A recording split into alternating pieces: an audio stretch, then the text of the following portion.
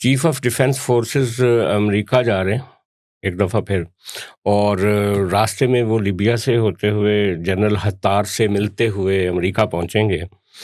और वहाँ पे शाहीन सहबाई साहब होते हैं, आपको पता ही है, अमेरिका में। मेरे ग्रुप एडिटर थे यार, अच्छा, आपके द ग्रुप न्यूज़ में ग्रुप एडिटर थे। आज उनका वीलॉग था, वो कह रहे थे कि जी अमेरिका ने ऑप्शन दिए एक ही इनको, जनरल अपना आसिम मुनीर साहब को, फील्ड मार्शल साहब को, चीफ ऑफ डिफेंस फोर्सेस को, कि देखो जी, या तो आप गजा में अपने बंदे पे जो आर्मी के, तो दूसरा ये है कि या फिर इमरान खान को फौरन रहा करो।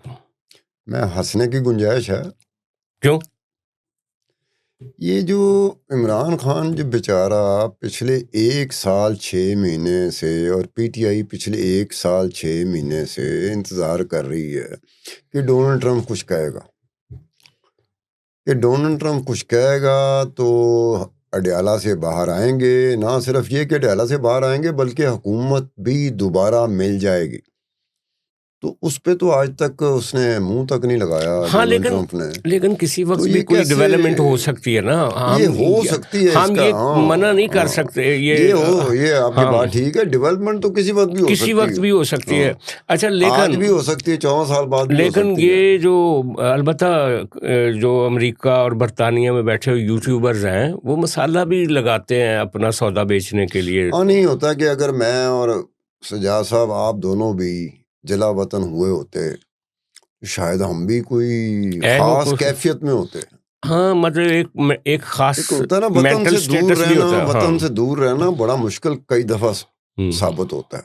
कई दफा तो होता है वतन से दूर रहते हो तो आप फाइनेंशियल गेन्स के लिए लेते हो, या कोई होता है कसम टाइम मुल्क से दूसरे मुल्क में रहना। लेकिन ये जो यूट्यूबर्स है ना, एक तो इनका ये है कि वहाँ पे बरतानिया में बैठ के और अमेरिका में वो मिलिट्री के खिलाफ, एस्टैब्लिशमेंट के खिलाफ खुल के बात कर सकते हो। वहाँ उनको कौन रोकने वाला है? ये एक उनको अपॉर्चुनिटी हासिल होती है। से भाई मेरा ग्रुप एडिटर थे द न्यूज़ में, तो बड़े तड़ल्ले वाले एडिटर थे, यानी कि ये बड़े ताकतवर हल्कों को पड़ जाते होते थे उस वक्त पाकिस्तान में रहते हुए। लेकिन ताकतवर हल्कों के साथ जुड़े हुए भी रहते थे।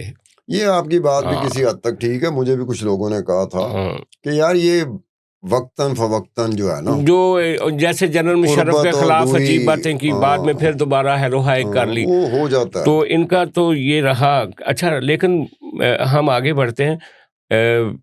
फिर मैं जिक्र करूंगा, फवाद चौधरी रात एक इंटरव्यू दे रहे थे। वो कह रहे थे कि इमरान इस्माइल और महमूद मौलवी साहब के साथ उन्होंने जो लाहौर कोट लखपत में मुलाकातें की हैं कैदियों के साथ, जिनमें महमूद रशीद साहब भी हैं और सरफराज चीमा भी हैं, और उनके अलावा बाकी जो लोग हैं, शाह महमूद कुरैशी साहब ख़ास तौर पे, इन लोगों से मुलाकात करने के बाद वो कहते हैं कि ये मुलाकातें एस्टैब्लिशमेंट नहीं करवाई हैं, हम खुद तो नहीं कर सकते थे।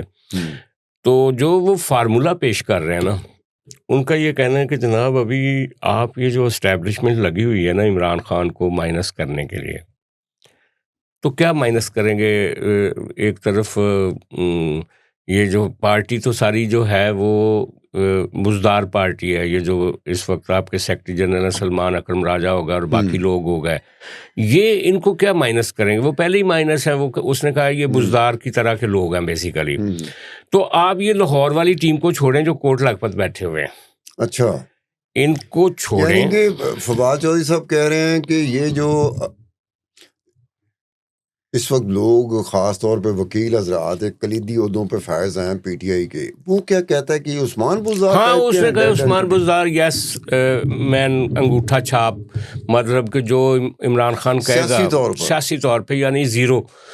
उसका कहना है कि ये जो सियासी पोटेंशियल है जिनके पास, जो शाह महमूद कुरैशी है, महमूद रशीद है, फलाना है, जिनकी कुर्बानियाँ हैं, इनको आप छोड़ें, ये जाके बात करें इमरान खान साहब के साथ एक पार्टी एक तो सियासत इनकी करनी, बात में असर होगा कि इमरान आ सकता है, उस बात के असर में आ सकता है। कभी इमरान खान समझे कि यार इस मुल्क की ग्राउंड रियलिटीज़ एस्टैब्लिशमेंट के बगैर आप नहीं चल सकते, रास्ता आप एस्टैब्लिशमेंट से लड़ के किसी भी मंजिल पे नहीं पहुंच सकते।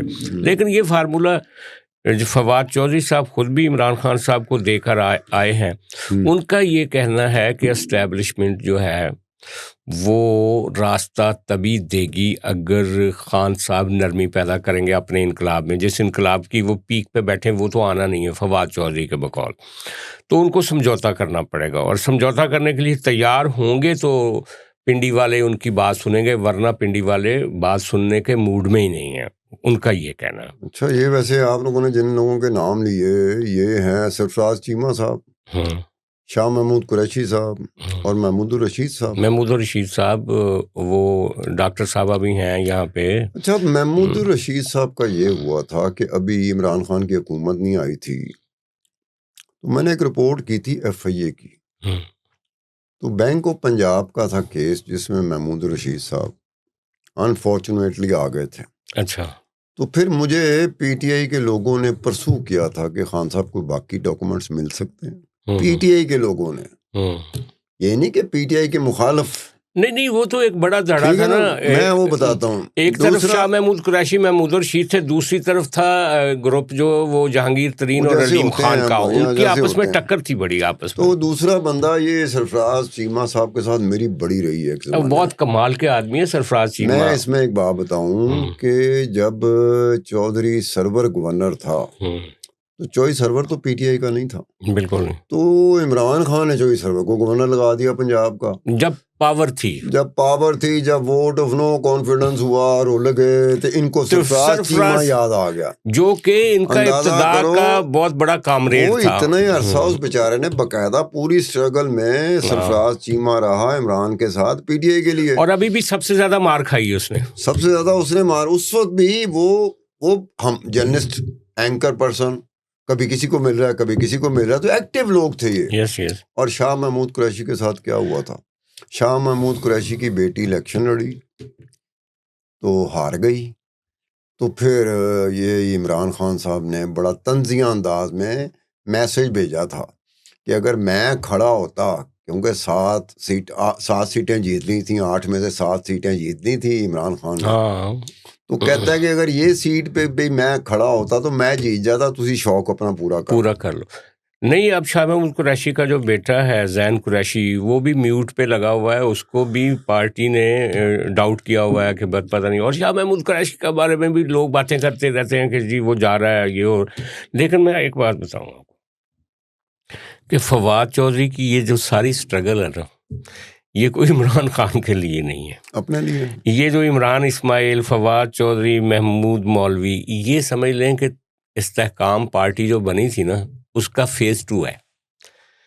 अब ये कोशिश ये कर रहे हैं कि जो पिलर थे ना इस जमात के पिलर्स, उनको कल्टीवेट किया जाए। नहीं, नाकाम होंगे कि खान जो है ना, फवाद चौधरी नहीं कामयाब। फवाद चौधरी रात कह रहा था कि खान को माइनस करने के लिए, अपना दोस्त रहा है फवाद चौधरी, जब ये वकील था, सियासत में नहीं आया था। अच्छा, तो अपने मेरे साथ इसकी बड़ी रही है उस जमाने। हाँ, मुझे भी याद है कि तो वो जमाना जब ये एक कंपनी थी, लीगल कंपनी एक थी, उसको इन्होंने शुरू किया था माल रोड पे, वो जो तो हमारे साथ बड़ी मुलाकातें थी फजलदीन, जी, उनके ऊपर इनका दफ्तर होता था। तो फवाद चौधरी मेरा ख्याल है कि नाकाम हो जाएंगे, जो आप बात बता रहे हो वो कामयाब नहीं हो सकता। क्यों? आप क्या कर रहे हो, एक्चुअली माइनस कर रहे हो ना। यस नहीं, वो प्रोजेक्ट ही है इमरान खान को अंडरमाइन करना, माइनस करना। कामयाब हो जाओगे। इमरान खान को माइनस करना नाकामी होगी, और वो माइनस अपने आप को होने भी नहीं देता, इसीलिए उसने अपनी टीम को बदलता रहता है लगातार, कि उसके लिए कुछ नंबर 2 नंबर 3 लोग, उसे पता है, इमरान खान को पता है कि everything is revolving around me. Yes